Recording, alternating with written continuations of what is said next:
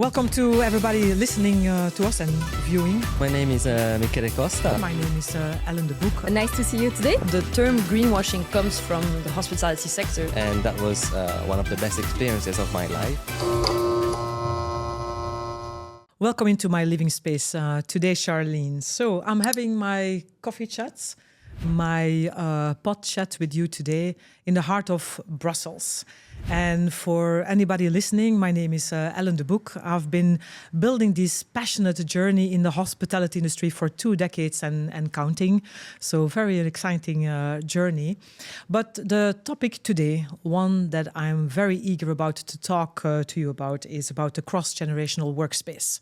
And so before we get started, I would suggest that you introduce yourself, your role, so that we can hit it off from there. Of course, Ellen. Nice to see you today. So I'm Charline, I'm HR. I've been working in the hotel industry for about 2 years and a half. Yeah, we are working with human industry. I oversee basically employee, how they can grow, and also the workplace culture.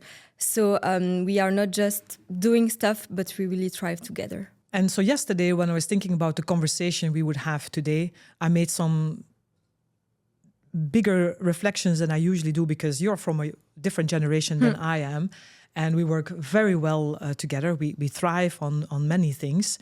And so in the workforce that we have today, we have all these generations together for the very first time, which is quite a critical situation. And if you take a look at all the communication styles and the ways of working, which is completely different from all the generations, one is going to ask the question, how is it all possible and how can it all work together? So my question would be more towards to you. What is the biggest friction, the biggest generational friction point that you see in our teams, let's say? Yeah, I would say it's the approach to feedback. So for example, for Gen Z, they really like to have constant feedback. And older generation, I would say they are more like no news, good news. So it's really different between generation, but I would say also it's about personality. So it's good to know who you are talking to know your team members and the way they prefer to discuss and to get the feedback. But do you think that they even know, or that they are aware that it's even generational?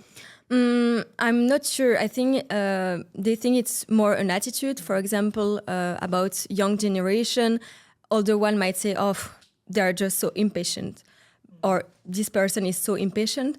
And they're more talking about this person in particular and the attitude, and they don't really realize it's really a generation gap. I've personally seen the benefits of across multifunctional areas, but really cross-generational workforce. And even now, I apply that in the daily life of working with my executive team, of my head of departments, where we kindly force, if I can use that word in the good sense of it all, to be open to the way that, let's say, Gen Z is working, because that's the workforce that is entering now the whole workspace with us in the hospitality industry. And then you can really see the benefits, not only that they learn you how to work with TikTok, but it's also how they communicate, how do they understand. They want to have answers. They want to know the purpose, why we are doing things, which at the end of the day is something that we ought to communicate anyways, if you're working for a particular goal, so that everybody can understand.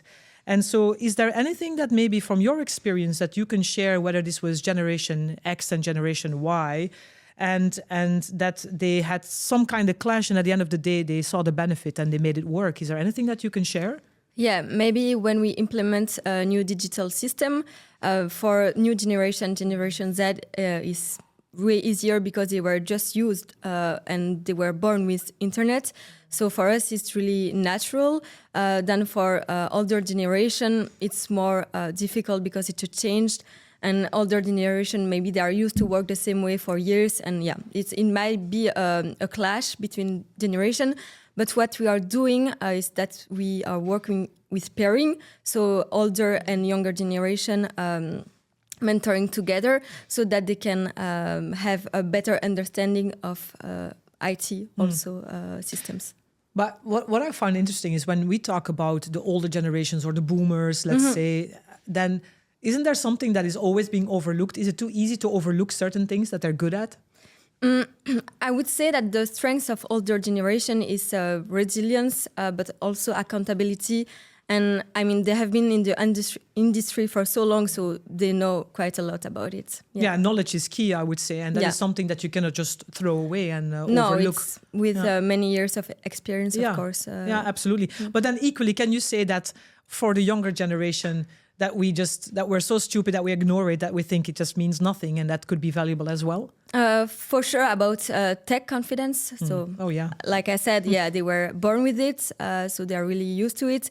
But also adaptability, and what I personally really like and what is important in the workforce also is that younger generation are really bringing the flexibility, but also diversity and inclusion into our workplace, which is really important, as well as the sustainability part. They are always pushing harder with those topics. And so, we are really into it, but it just gives us even more possibilities to get better into it. But what about yourself? I mean, you are a very young manager yourself. You're very knowledgeable. So Thank you. We work very close together. So I have firsthand experience in terms of how eager you are to learn. But as a young manager yourself, do you find it then also difficult or do you see any obstacles to coach equally all the generations? I wouldn't say equally, but it's important indeed. I adapt my style of mentoring and coaching to every manager and also to the staff members. And what I encourage managers to do is really to know their people so that they know the best how to work with them and how to communicate with them, which is for me the key. Yeah, are there some examples that you've had in the past that you say that really worked very well?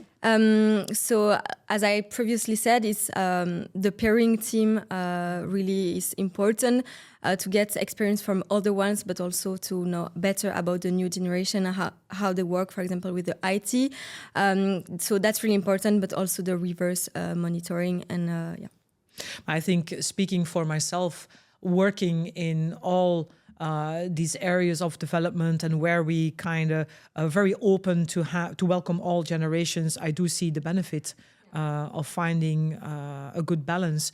And in all honesty, it really works very well. It's about understanding each other, and you can kind of take on a role. If you're a boomer or you're a millennial, you kind of fall into play. And I think that's also part of the hospitality industry in one way as well, that we are maybe a bit more open in terms of acceptance of these different ways of working of different generations, or maybe not.